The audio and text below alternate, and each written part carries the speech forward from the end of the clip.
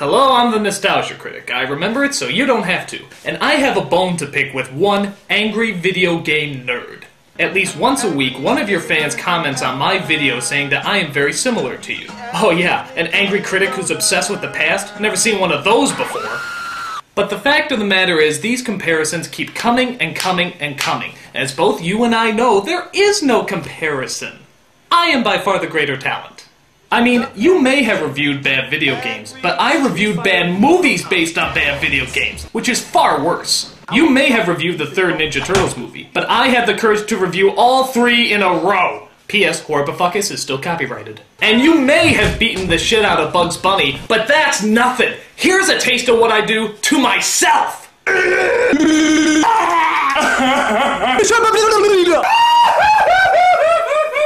And if that's what I can do to me, just imagine what I can do to you.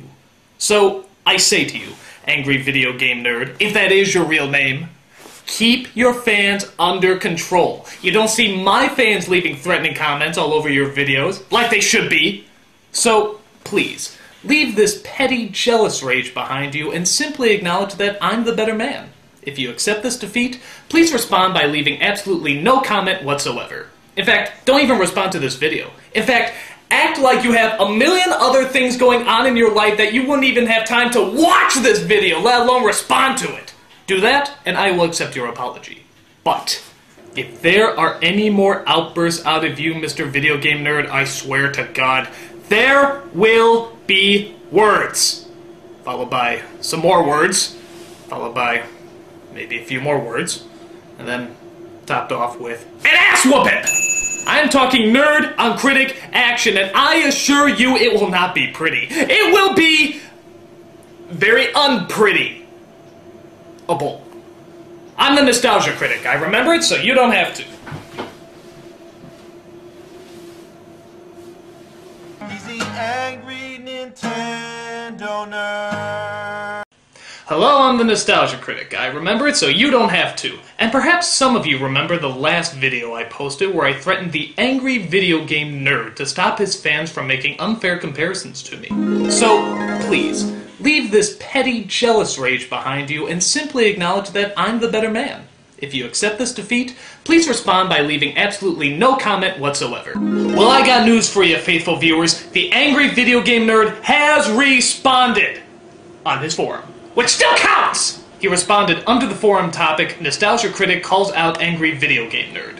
You got some balls, buddy. You just couldn't leave it alone, could you? You just had to leave a comment about my video, didn't you?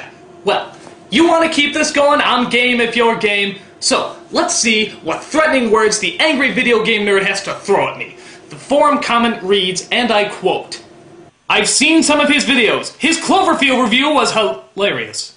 And if I'm not mistaken, I think he did the 5-second movies also. Those put me to tears. So yes, call me a fan of his.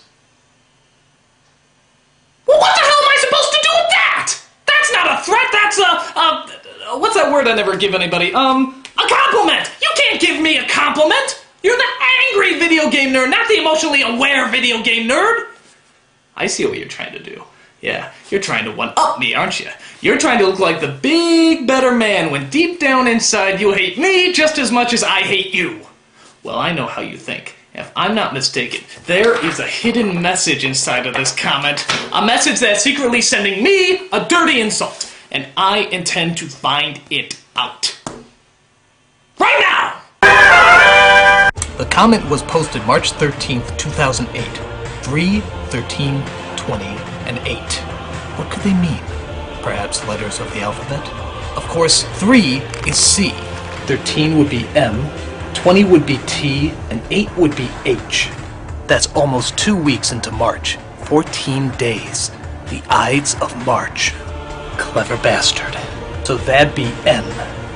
There's 38 words in the message. 38 words divided by 2 weeks is 19, which would be S.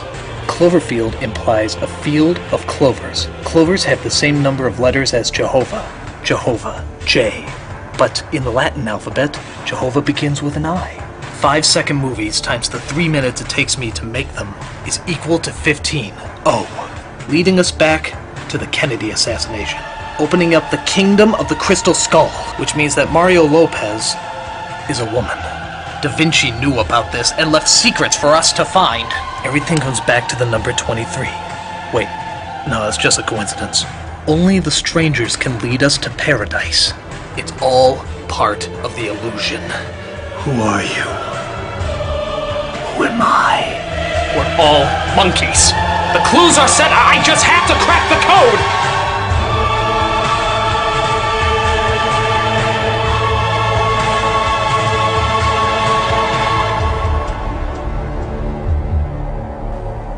Okay, after a really long time of investigating, I think I finally figured out the secret of the message. And so, the angry video game nerd's message translates out to Tis ein Ketzel Sitturk I Glatzen, which isn't German, isn't Latin, and isn't Gaelic, which means it's complete and total gibberish! I just wasted hours and hours of research to come up with absolutely nothing!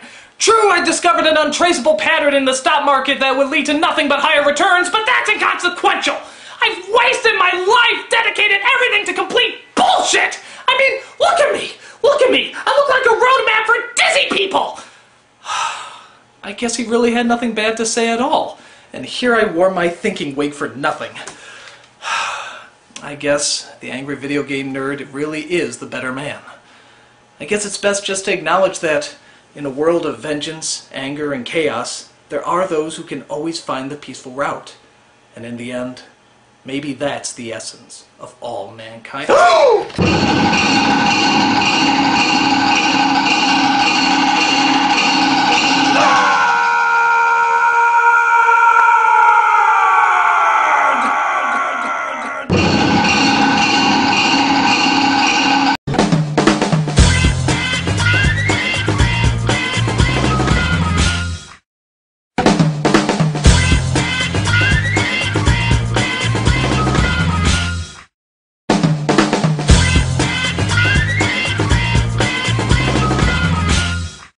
Hello, I'm the Nostalgia Critic. I remember it so you don't have to. And I have been attacked, Pearl Harbored if you will, by a swarm brought on by the angry video game nerd.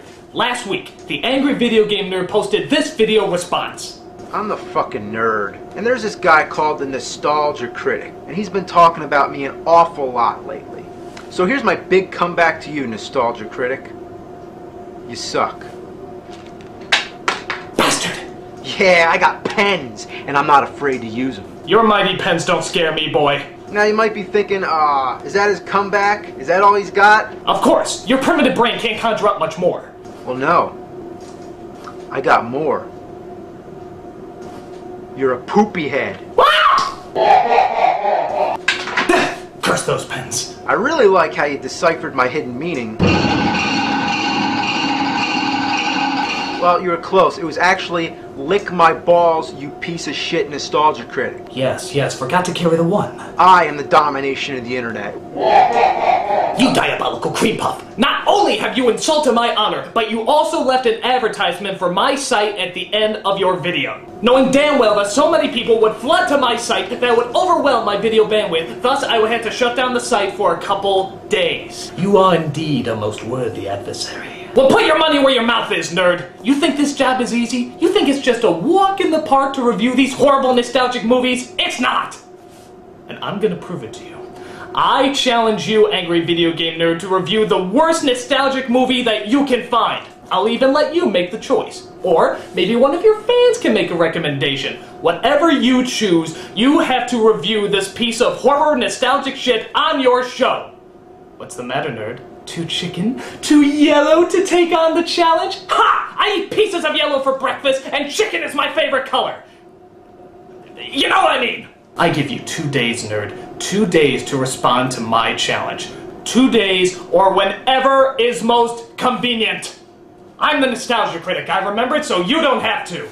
To war, nerd. To war!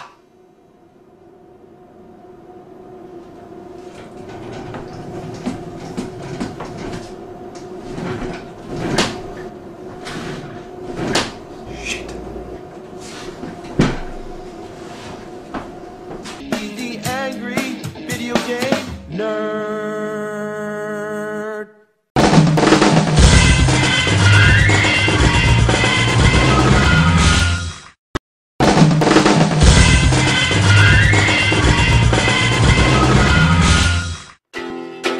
gonna take you back to the past to pull these reviews out of his ass. He'd rather have a crocodile pin him down and suck on his cock. He'd rather eat some rotten dog shit than drown it down with rolling rocks. He's the world's biggest and greatest cynic. He's the angry video game critic. He's the angry video game critic. Hello, I'm the angry video game critic. I have a small penis and like to eat elephant shit for breakfast. Ha ha ha. Alright, I'm not going to do that voice throughout the entire video. What I am going to do, though, is review a god-awful video game based off of a god-awful feature film. I'm, of course, talking about the horrors of Bebe's Kids. Hey, yo! For those of you who are fortunate enough to pass this movie up, I'll give you the premise. The film is about a guy who has to take 3 bratty kids to an amusement park as they do nothing but cause trouble and panic. The film was so bad that even the trailer couldn't make it sound good. I mean, listen to this tagline. Bebe's Kids. It's animation. And that's about all they can say about it. They can't say it's a good film, a funny film, or even a film. All they can say is, it's animation. That's pretty bad. Because someone at Universal foolishly thought this film would be a hit, they did a video game tie-in for the Super Nintendo. Now, this film was based on the stand-up comedy of Robin Harris, which he based on real-life events. So let me get this straight. I'm reviewing a game based on a movie, based on a stand-up, based on some woman's annoying kids? Well, if that's not the setup for the best damn video game in the world, I don't know what is! Let's review this fucker! Yeah, as you can tell, it's been a while since I used this. Alright, Bebe's Kids, here we go. So it starts off with you entering the theme park fun world. Well, if you gotta put the word fun in the title, chances are it's not gonna be that enjoyable. Now you can either be a boy or a girl, and I'm gonna choose the boy. So you start off in the amusement park, and the first thing you notice is the sign behind you. No vibes, no Beavis, no Beavis, no vibes. Oh boy, we're in trouble. Not only does this not make any sense, but you notice that all the letters are capitalized except for the letter B? Why the fuck is that? Wait a minute, I just realized something. Beavis has the same number of letters as Vibes. In fact, it has all the same letters. Vibes is actually an anagram for Beavis. So much so that they don't even capitalize the B when they rewrite it. And the pattern is always 1 Vibes, 2 Beavises, never 1 Beavis and 2 Vibes. So if Vibes is an anagram for Beavis, Beavis is an anagram for Vibes, and they always come in the order 1, 2, 1, 2, that means... absolutely nothing! I just wasted 5 minutes on this game and I haven't even pushed a button yet! Alright, so you're walking through this amusement park, though it isn't really as much walking as it is swimming through air, and you come across these people in costumes. They don't seem to be bothering me, so I just decide to move on. Oh, well, the screen won't let me leave. Okay, so I guess I have to beat these guys up. Okay, that's kind of cool. You get to hit people in the crotch. Maybe this game won't be so bad after all. Yeah, take that, you mousy gnats! Oh my god, I will never get tired of this. Oh my god, I am so tired of this! These characters take forever to kill! And they move around so much that they're hard even to hit. Wait, his head fell off. Okay, that must mean I'm close, right? Thank god, I don't think I could have taken much more of this. Oh my god, I can't take much more of this! Okay, alright, I got one in the corner now. This ought to make things go faster. Come on! Die! Die, goddammit, die! Oh, thank God! Now I have to get this asshole right. Guy, I hope he goes down a lot faster than the other guy.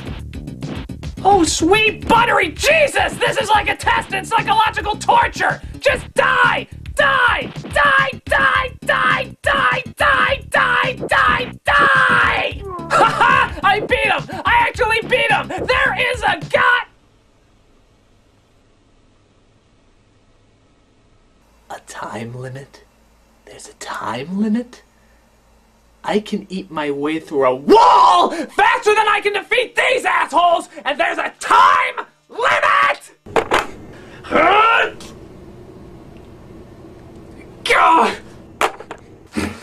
Alright, so in case you missed it, it took me a total of 35 hits to take down just one of these guys. 35 hits! Why are you even trying to hit them? They're barely touching you. All they do is stand there and act like they're posing for GQ or something.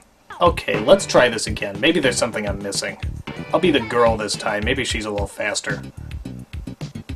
Oh, what? She's the exact same speed! In fact, I think she might even be a little slower! You bag of ass! Wait a minute, what's that? It's a baseball! Good God, there's actually weapons in this game! Okay, so pick up the baseball. Good. And throw it. And throw it. Throw it, you bitch!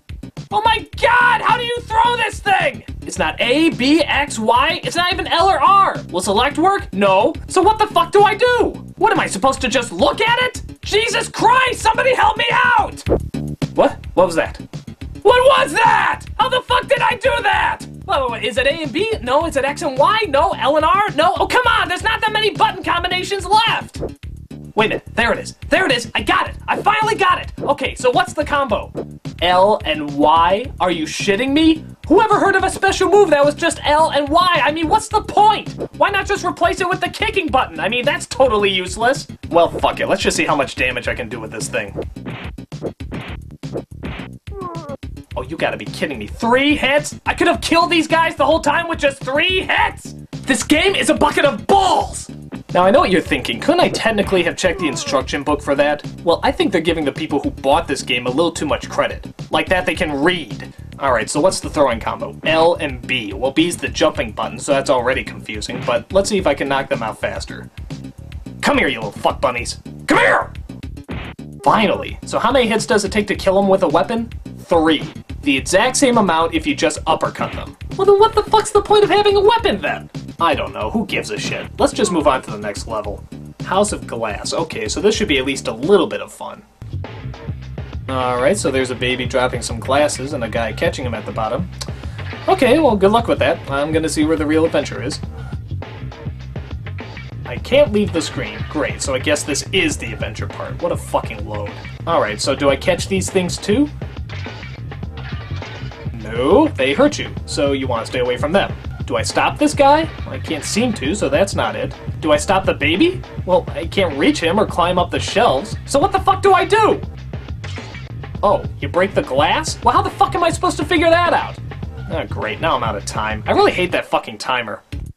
So I guess I have to start over and break the glass again, right? What? They start me all the way back at the beginning of the fucking game? Son of a bitch!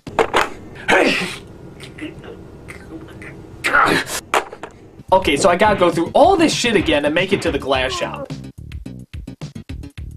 By the way, that's just incredible music, isn't it? I mean, fuck the Mario games and Legend of Zelda for having actual themes and melodies. All you need is 5 notes repeated over and over and over. Fucking ingenious. Okay, here I am again. And in case you missed it, you have to somehow break the glass without actually touching it. This is sounding like a goddamn Zen riddle. I should also point out that you can only punch once while in the air. So why is the baby dropping more than 1 glass at a time? It's not like you can hit it. God, fuck it, let's just get this over with. Alright, so I finally beat the glass level. What's next? Holy hell! It's the exact same level again!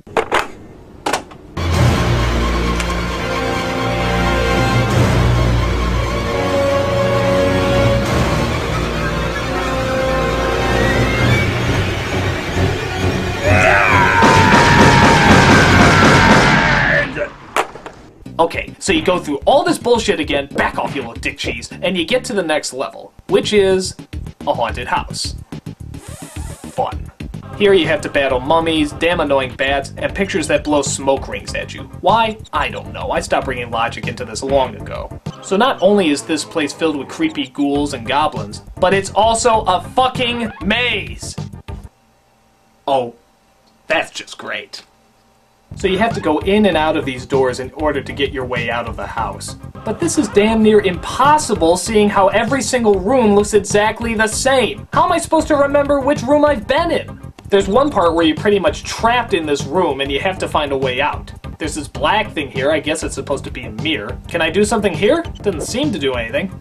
There's this weird animated picture of what looks like Spider-Man swinging by. Am I supposed to catch a ride with him? Please, Spider-Man, get me out of this hellhole! What am I supposed to do? The clock is ticking, I have no idea what to do! Do you want me to read a book? Will that make you happy, you little... How the fuck am I supposed to fix... Never mind! Let's just just get the hell out of here. Well, wait a minute. How come sometimes when I go through a bookcase I end up in a different room than I did before? Well, apparently going to the left side of the bookcase drops you off in one room, and going to the right side of the bookcase drops you off in another. That's just impossible! I mean, think about it! If a bookcase opens up, it spins around in a circle. So that means that there can only be one room, because if there's a wall separating the two rooms, the bookcase wouldn't open. So how can it lead to two separate rooms? It can't, babies, kids! It just can't!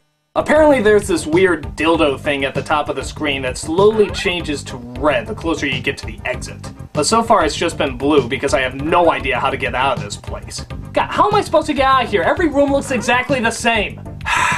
Still blue. Still blue. Wait a minute. It's changing. It's changing color. Alright, let me try over here. Ah, blue, damn it! And I can't go back in this fucking door. Let me try it again. Blue. Blue. It's changing! It's changing! There it goes! It's getting darker! Oh my god, it's almost red! I knew it! I knew I could do it! I knew I could pull it off!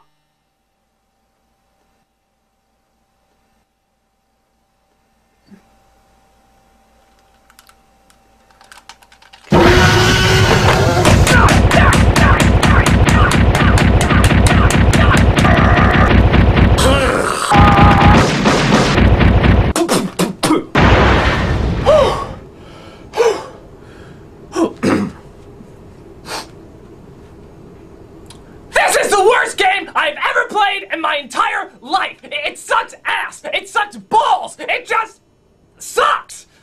Well, if you think this is going to get rid of me, angry video game nerd, you are much mistaken. Sure, I will need years of psychological therapy to recover from this, but that doesn't mean you've heard the last of me. All I can say, angry video game nerd, is fuck this game and fuck you for making me play it. He's the angry video game. Oh, shut up. Critic.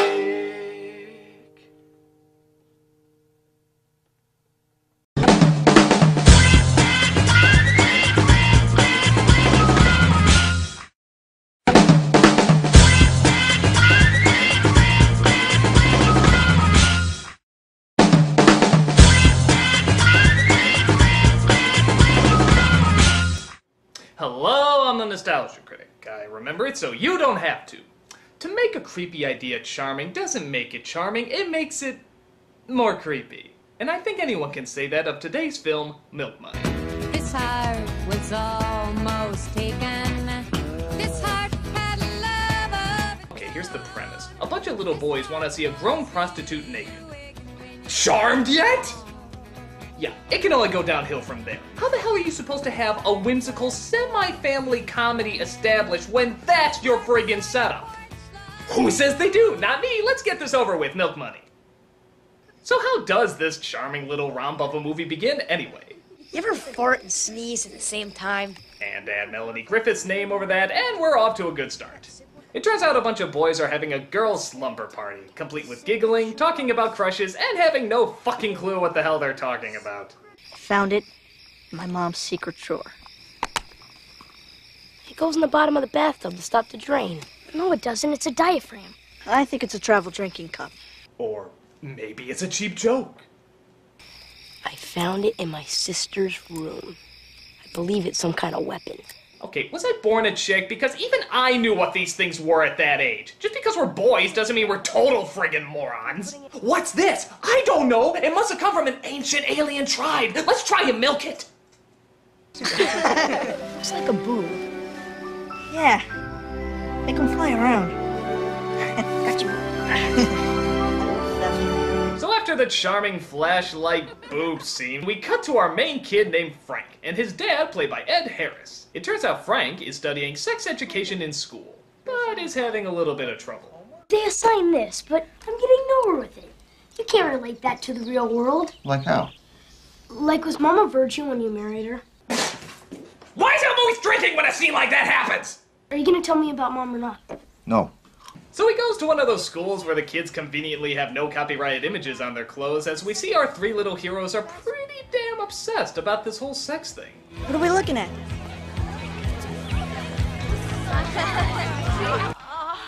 Oh, and they watch porn too, did I mention that part? What's that? think it's an elbow. Will you stop cleaning? Why do you do that? My dad demands complete order and sanitation. Okay, here's the thing. If you want to talk about a kid's sexual discovery, that's fine. But they're doing it in such a cutesy way. Do it in an adult movie. This is not the right way to handle it. Oh, don't believe me? Don't believe me that's overly sappy and cutesy? Well, let's take a look at the three kids here. You got one kid always telling jokes, another kid who's concerned with being clean, and the last kid who's obsessed with his leather jacket and good-looking hair. Sound familiar? That's right. If you wanted to hear the equivalent of Full House talking about their sexual discoveries, get out of here before I kill you. I know a place where the girls are naked all the time. Where guys can see naked girls all they want 24 hours a day. The internet. It's all over the place. I don't believe such a place exists. Where is this? The city. They partake in screenwriting cliche number 562, breaking the piggy bank with a hammer when they simply could have just opened it, and they begin raising the money to go to the city to see a woman naked. They sell their videos, they sell their comics, they let girls pay to try their jackets on? That confuses me, I don't know. And they finally get up enough money to go to Randomville, where the prostitutes are many.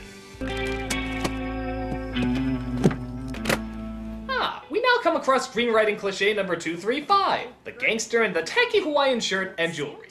Cash, where are you going? You don't ask me that.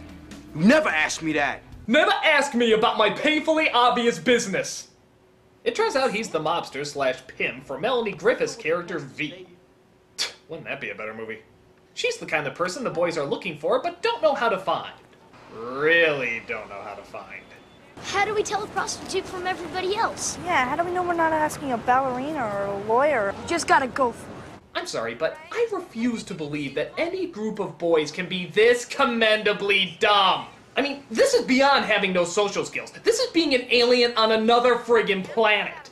Excuse me. Yes? Are you a prostitute? What? Well, if it's not a personal question... Oh! You guys need some help? I want to see a naked lady. Ooh, how much money you got? $103.62. That'll do it. Come on. Really? So now these kids are so stupid they don't even remember stranger danger? Cause that's taught to you in like kindergarten. Hell, even this guy looks like a cartoon mock-up of all those criminals you're not supposed to go with. Okay, backpacks. Oh! Luckily, Griffith happens to open the door right on his face in the middle of a job. You alright? Yeah. So after she saves their lives, the boys wish to thank her in the best way they know how. Asking her to take her top off. We just want to look. How much looking? As much as money could buy. You feel that uncomfortable tingling in the back of your neck that tells you you're going to hell for watching this? That means you're still human. Hold on to that. Okay. Thank you. Okay, pull your shirts up over your heads. Come on.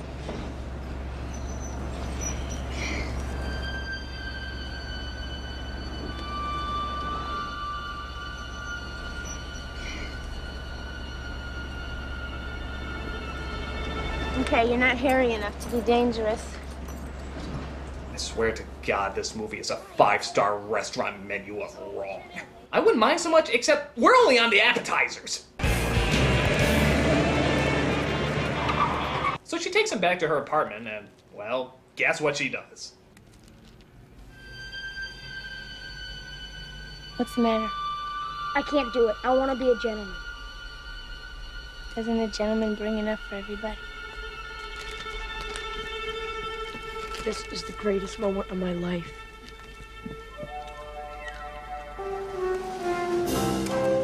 Oh good! The bright, goofy, colorful music will suck out all the despicable unpleasantness this movie is offering. We're men.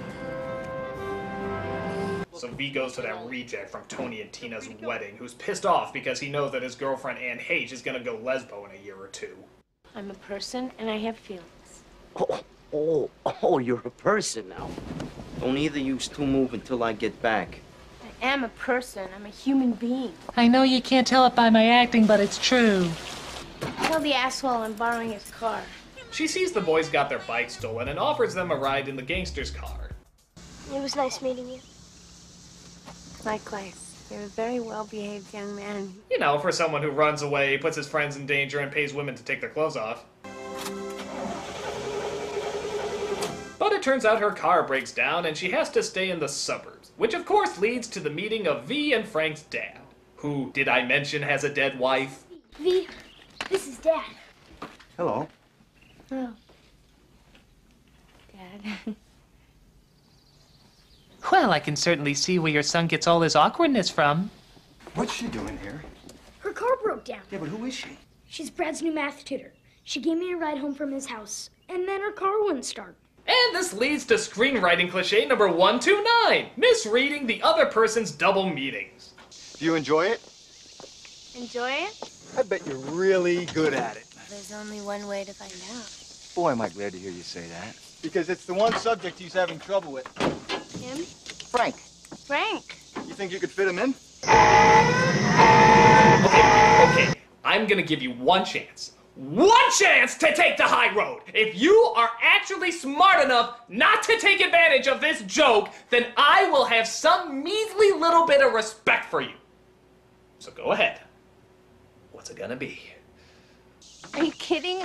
At his age? I'm afraid if he doesn't learn it now, he's never going to. You're going to hell. You're going to hell, movie! I'm so sorry! No, you stay down there! You stay down there and you die! You die down there, movie! So, after we partake in the lowest of lows, we see V walk around the suburban town trying to make some money. Love to see you smile.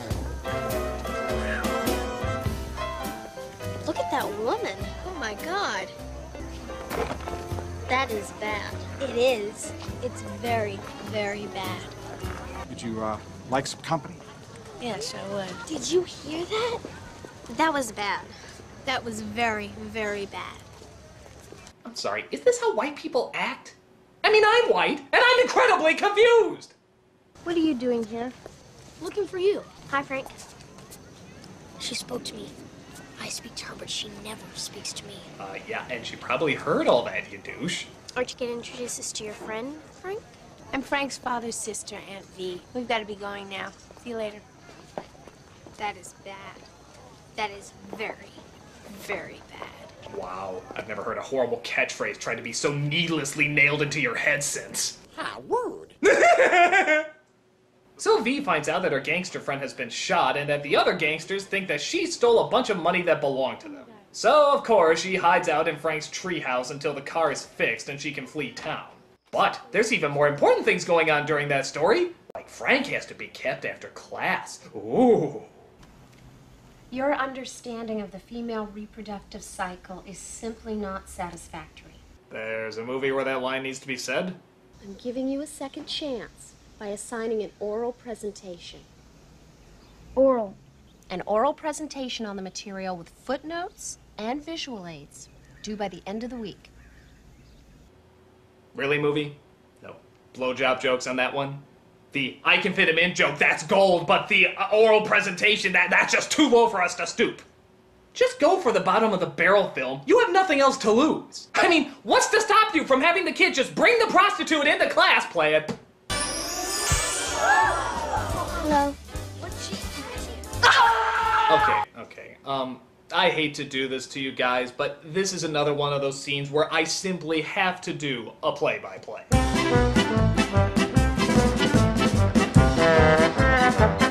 First of all, the kid knows he's doing wrong, so he knows he's gonna fail the assignment. So what's the point in doing it? An important biological function in child rearing as both a food source and headrest. Second, V is trying to hide out, isn't she? As in, not draw attention to herself? This kid is literally drawing attention onto her! Who wants me to go on? Third, I can understand the boys being excited by this, but why are the girls getting turned on? Are they looking to be little prostitutes too? Look at this girl, her reaction's priceless. This is a woman. Well, I'll be yes it is. Fourth, he's doing this presentation for his teacher, and yet he actually locks the teacher out of the classroom. Well, if she can't see it, why are you doing it? She can clearly see you're doing wrong, so you're gonna get in trouble anyway. Why'd you even lock her out? Fifth, and most importantly, even though he locked his teacher out of the classroom, brings a prostitute to class, and violates God knows how many school codes and laws in doing it, there are no repercussions for this! Absolutely none! He's never punished. His father's never called. The news never leaves the classroom. He is never questioned. The kid doesn't even get fucking detention. We just cut to him and V trying on his dead mother's clothes. Truly another heartwarming, ethically damning scenario. So, in case you missed it, absolutely nothing about that scene makes any fucking sense goddamn ever! Hallelujah! Holy shit! Where's the Tylenol? So, as everybody will guess by, well, the beginning of the movie, Ed Harris has the hots for V, and actually takes her out on a date. Oh, look, honey, it's Frank's dad. I wonder who that woman is. She's a hooker. Honey. Because that's every mother's reaction to such an everyday line uttered by your daughter, isn't it? I wonder who that is. She's a bitch-ass whorefuck! Oh, Susie. But things, brace yourself for a shock, get even more awkward as she comes across one of her old clients, which turns out is one of the boys' father. You know this woman, son? Not as well as we know each other, Mr. Smith. You know her father? No. No. No, I may have the name wrong, but I never forget a face. My name is V, like the letter. Your husband and I did business together once. Boy, you know, for a prostitute, you'd think she'd be a little bit more discreet about IDing her clients. But then again, this is the same idiot who, I put nothing by her. But V also finds out that Harris thinks she was a math tutor the whole time. And so she decides to tell him the truth about the treehouse and her real job. What, may I ask, are you doing living in my son's treehouse? Take off your pants and I'll tell you. Why do I have to take off my pants? Because in my experience, men are better listeners when they're not wearing pants. And I have something personal to tell you, and I don't want you to be able to get away. Okay. I'm sorry, lady, you know that things can be done with your clothes on, right? I mean, this is not a new phenomenon. Just because 90% of what you do is with your clothes off doesn't mean everybody else is. I'm a prostitute. Men pay me to have sex with them, okay? Well, then what, may I ask, are you doing teaching math to 7th graders? And Bruce Wayne, why are you dressed up like Batman? My son bought me a hooker? No, he didn't buy me for you. Oh, what a relief. He just wants me to marry you. No, okay, well that makes it better.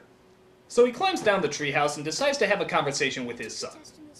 With his pants still off. Okay, that's it, I'm convinced. This kid's gonna grow up to be Denny from The Room. The social awkwardness, the sexual frustration, his backstory's filled in, we now know why he's so scary. Of course, because this is contrived city. They patch things up and now he's dating a whore. Good for him. But suddenly, one of the mobster bosses, played by Malcolm McDowell, gets informed of her location and goes after her. You saw her in Middleton. Middleton? He hung up. Oh, of course, he hung up. Well, she shouldn't be too hard to find. We filled around for a while with other travellers of the night. What we were after now was the old surprise visit. That was a real kick, and good for laughs and lashings of the old ultra-violent. He happens to enter right into the store that V happens to be shopping in, and even though he's standing right next to her, he doesn't manage to pick her out. This is why you send hitmen to do your dirty work, you schmuck. They actually can tell a woman from the exact same woman wearing sunglasses. So V tries to flee town because her life is in danger, but heck, not after showing up to Frank's sock hop. Bring the danger to the children, I always say. Ed Harris tries to meet up with her, but unfortunately McDowell recognizes her car more than he does her and follows him. What are you gonna do? I'm going to the sort-up. Oh, I'm sorry. I don't think they have a sort-up here. You might want to go on the street to the ocean. Oh. So everybody meets up at the sort-up, and they have themselves a little fight. We then partake in screenwriting cliché number 33, the kid shouting yes. Yes! Right before we take part in screenwriting cliché number 246, the little kid's comedically driving a car. The wheel falls off, and yet somehow they're still able to keep driving straight and then suddenly turn, outwitting the bad guy as V escapes. We see later that she goes to the crime boss of the crime boss, I guess, and sees if she can get out of working for them. Now, of course, this has to be a very risky, very hard-to-do process, or else she clearly could have just done this from the beginning. I want out. Goodbye, my child. To say that was disgustingly easy would be an insult to those who work hard to do things that are disgustingly easy. But wait, what about Ed Harris? Oh, apparently he chained himself to a chair to stop a big hunk of wetland from being bulldozed. This was probably explained while you were marveling over the stupidity of the other scenes, so we most likely missed it. When this place goes, part of me goes with it. I'll go to jail. Tom, you're under arrest. Dad! Sorry, boy. Wet pieces of grass mean much more to me than ever trying to raise you as my son. Didn't look like I was doing a very good job anyway. Forget it, Charlie. He's got the right to do any damn thing he pleases. What's going on here? It's a deed to the wetlands in my name. That's right. It turns out V found the stolen money that was hidden in the car and used it to preserve the piles of mud from being destroyed. And to make it up to her, he's gonna name the wetlands after her. It's wet, smelly, and full of algae, so it just seems logical. Tell me I'm worth waiting for. You're worth much more than that. And just when you think this movie couldn't possibly give you any worse writing... You know what? There is a place you can touch a woman that'll drive her crazy. Where? Her heart. My God, did you see that? Holy smokes! If you slow it down really carefully, you can see the devil actually trying to escape through that line. Wow, now that's literally ungodly horrendous. So that's Milk Money, a creepy premise with a creepy delivery. I don't know, maybe if this was made in France as an independent film with a hard R, maybe something could have come from this. But as the quirky little comedy that gives a shrug at every joke, it's pretty unforgivable. You feel uncomfortable watching it and just wonder what the hell's gonna happen to these dirty little people a few years from now. Well, for most of them. It's not funny, it's not charming, it's just sick. So the next time a kid tries to bring a prostitute into your classroom, just remember, it could be Melody Griffith. I'm the Nostalgia Critic, I remember it so you don't have to. This heart was almost taken. This heart had love of its own. This heart was reawakened when you came along. This heart was born, feet running.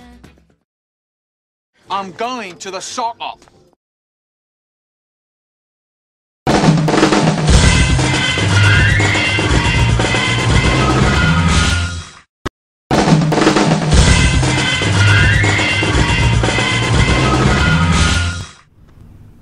Is he dead? Is he dead? Is he dead? Is he dead?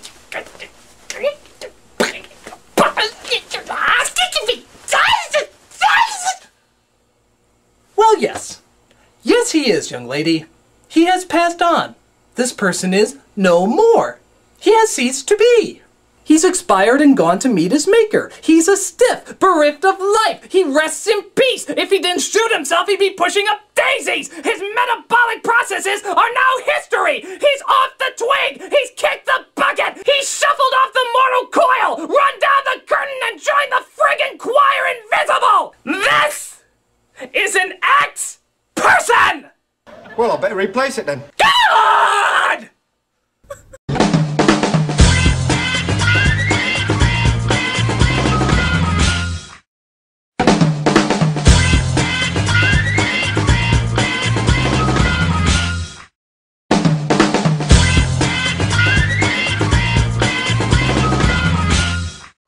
Hello, I'm the Nostalgia Critic. I remember it so you don't have to.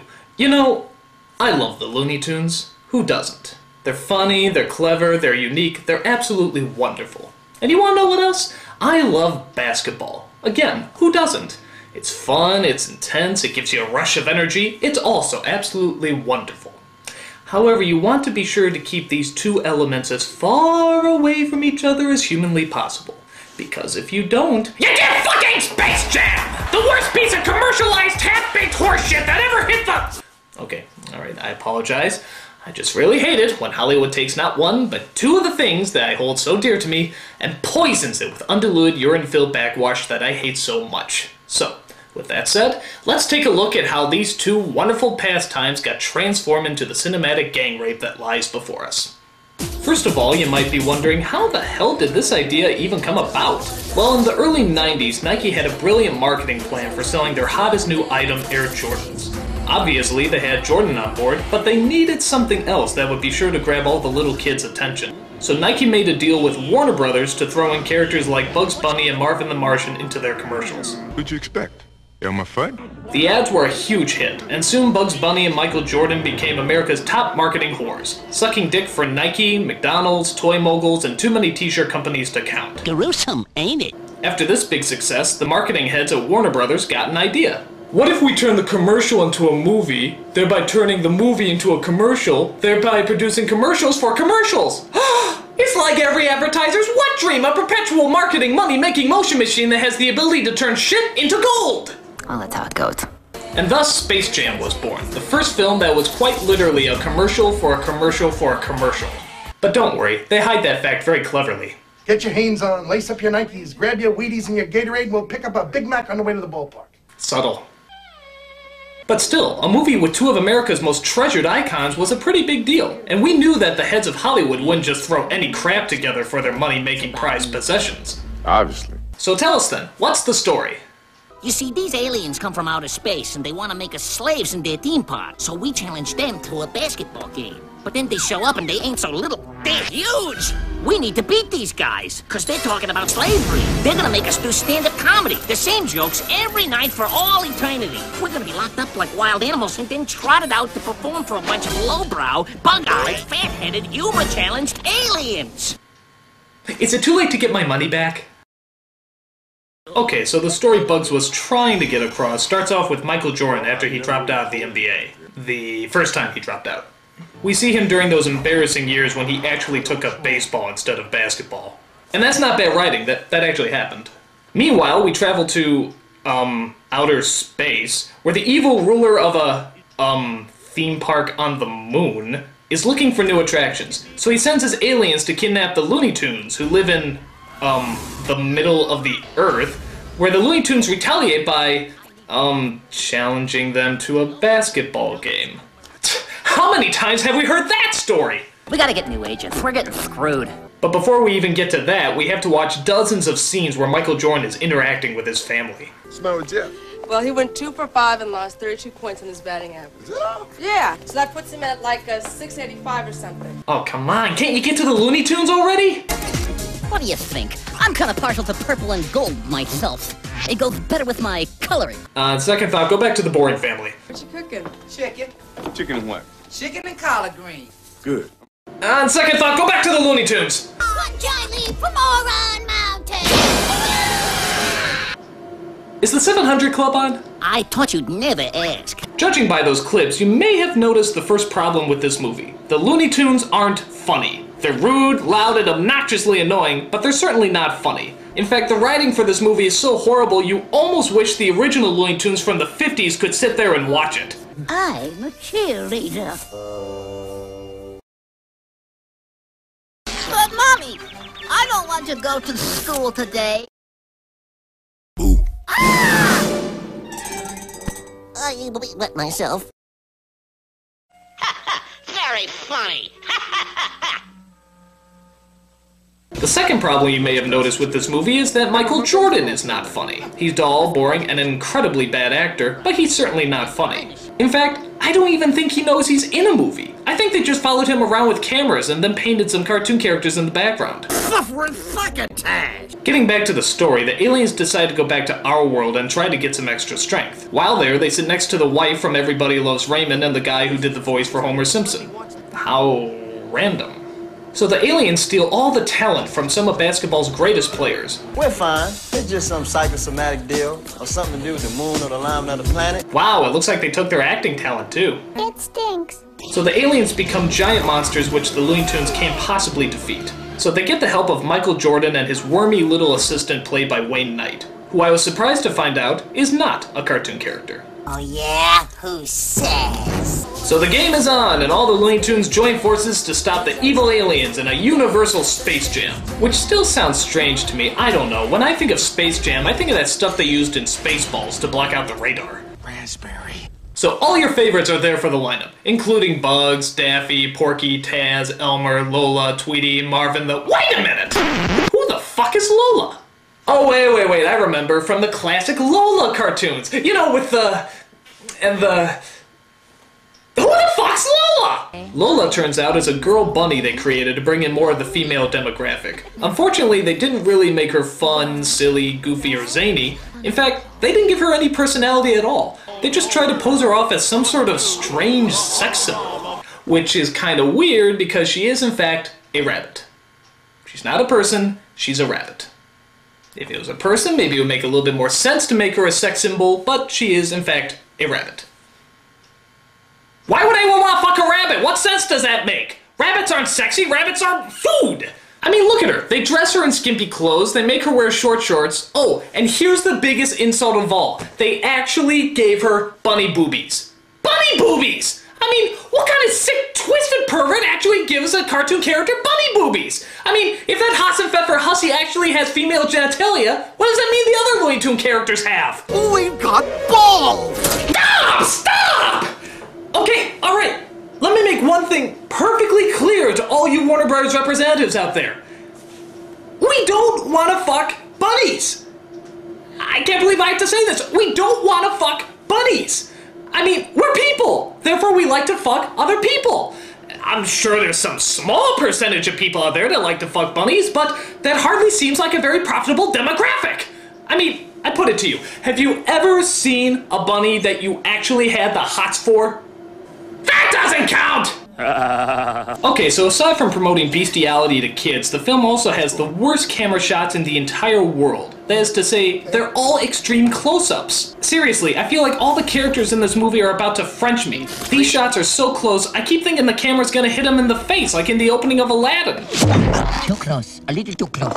So all the Looney Tunes characters, Bugs, Daffy, Taz, Ho, and so forth, pretty much get their animated asses handed to them. And trust me when I say no one is spared. Dude, did they just beat the shit out of Granny? They did! They just beat the shit out of Granny! They actually tackled, punched, and kicked an innocent old lady who never harmed anyone in her life! Can I see it again? One more time. Oh my god, I could watch that forever.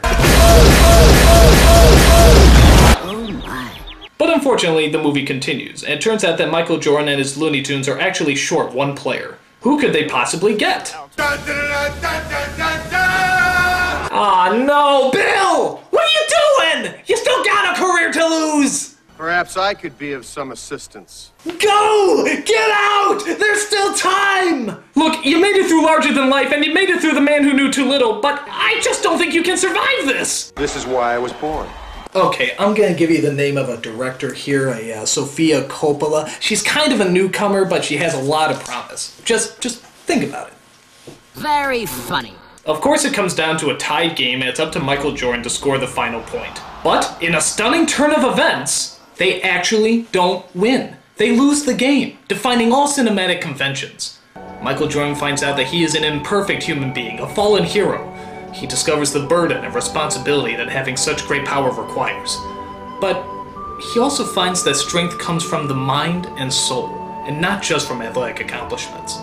And though not the happiest ending, the film teaches children that even in their darkest moments, you can always find unity in yourself. And that, my friend, is the essence of all mankind. Nah, just kidding. He makes the basket and wins. So the Looney Tunes get Michael back home, give the players back their talent, and return to being their phenomenally unfunny selves. But Jordan still has one last thing to settle. Man, you know he doesn't play basketball anymore. You know, he probably doesn't even have it anymore, guys. There's only one way to find out. Welcome back, Michael Jordan! Oh, I see! It's because of the Looney Tunes that Michael Jordan came back to basketball!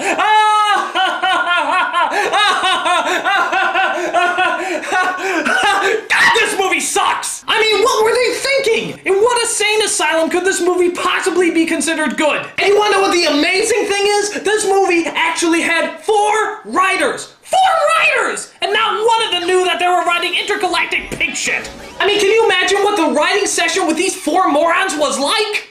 I see aliens. I also see Michael Jordan being sucked down a golf hole to win a basketball game against Bugs Bunny. Actually, that explains a lot. That's it. We're out of here.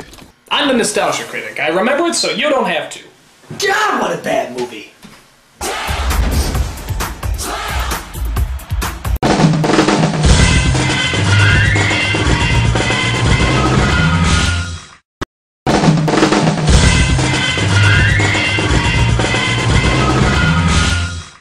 Hello, I'm the Nostalgia Critic. I remember it so you don't have to. You know, Hollywood has a talent for taking symbols of our cherished childhood and smashing them into indescribable amounts of fecal matter, and nowhere is that more prominent than in the horrors of the Super Mario Bros. Movie.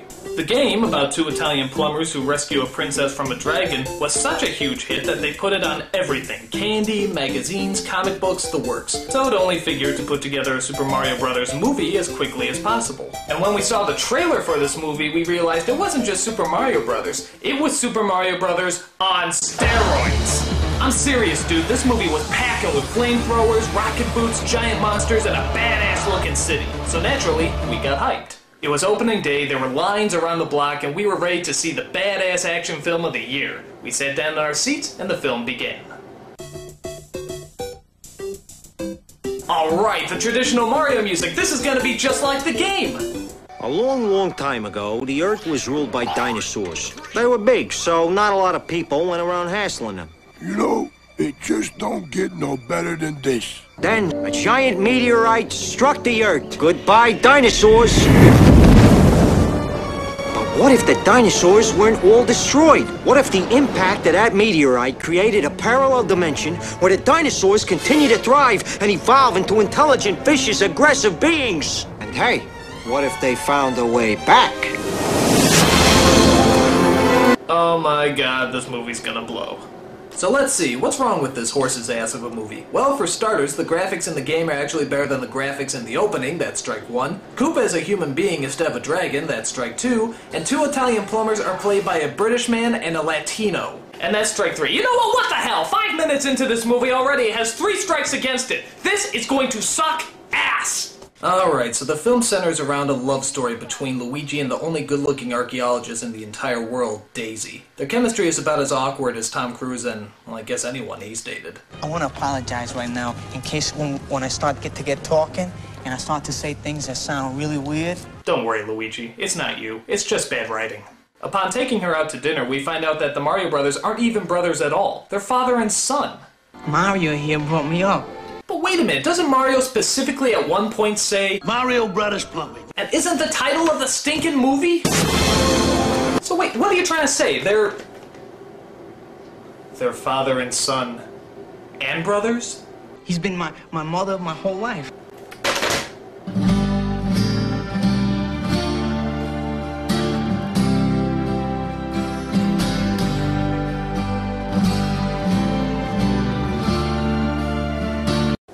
You're messed up, movie. You're fucking messed up! So after that incestuous moment, we find that Daisy is abducted and taken to a parallel world where humans evolve from lizards instead of evolving from monkeys. Suck on that creationism! And in the horrifying city of... name not announced, there's an evil Tyrannosaurus Rex known as King Koopa, played by Dennis Hopper. Only he doesn't breathe fire and throw hammers like in the video game. No, this Koopa is more like a mix between Donald Trump and Dr. Evil. See you later, alligator. Disney's Reluctant Dragon would have been scarier than this. Oh, how nice! His plan is to merge our 2 dimensions together and de-evolve mankind. He does this by using a rock from a meteorite that hit Earth thousands of years ago that Daisy apparently keeps around her neck or some shit like that. I don't know. I'm usually asleep at this point. Stupid.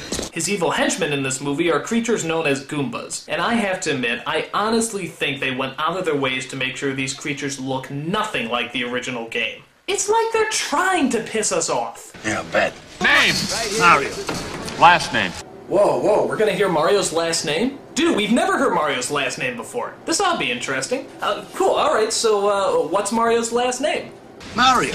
Yeah, now what's your last name? Mario. No, what's your last name? Mario. No, okay. What's your first name? Mario. Alright, now what's your last name? Mario. Fuck you. What's your first name? Luigi. And what's your last name? Mario. Shut up! What's your last name? Luigi Mario. Those are both first names. What's your last name? Mario. Shut it! What's your full name? Luigi Mario. Those are both first... Okay. What's your first name? Luigi.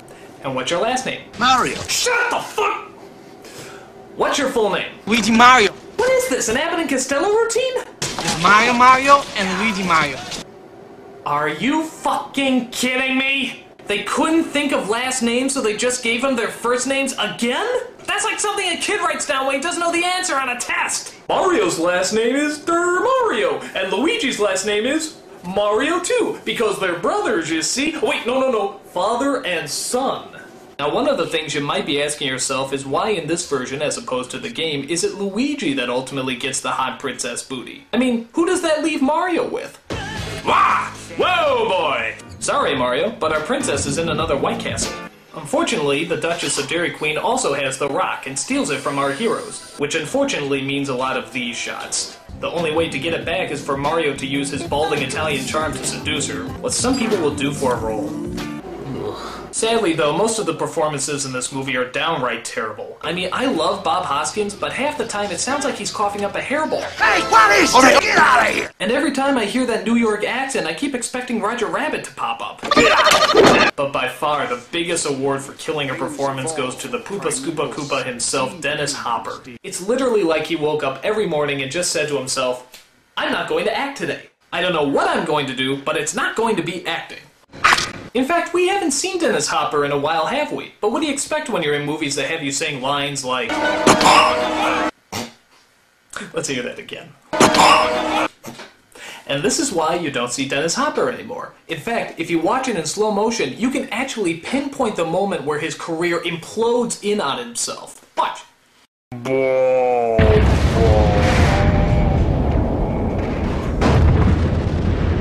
There is no other line in this movie that could destroy an actor's career so quickly.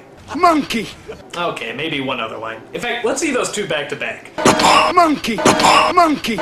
Monkey! Monkey! Monkey! Monkey!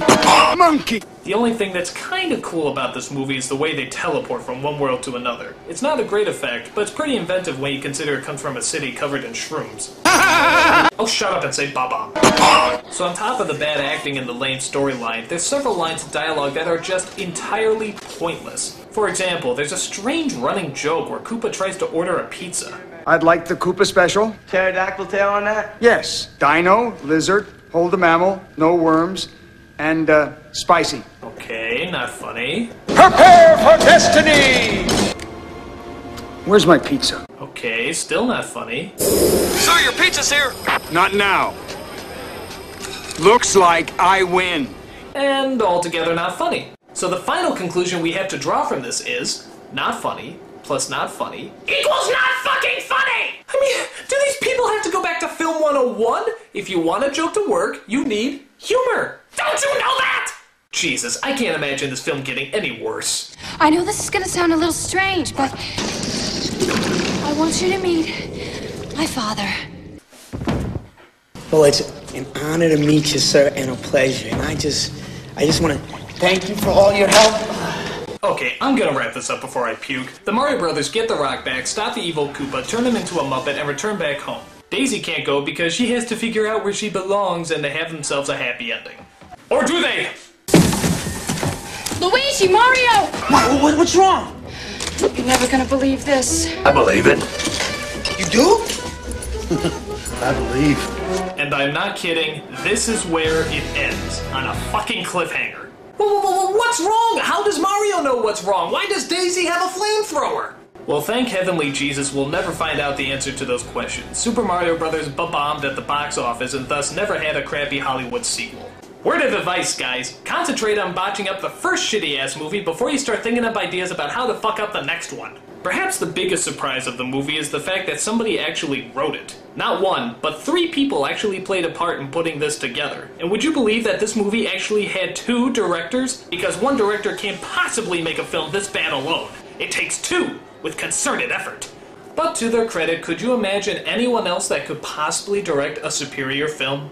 Monkey! It's got me there. I'm the Nostalgia Critic. I remember it so you don't have to.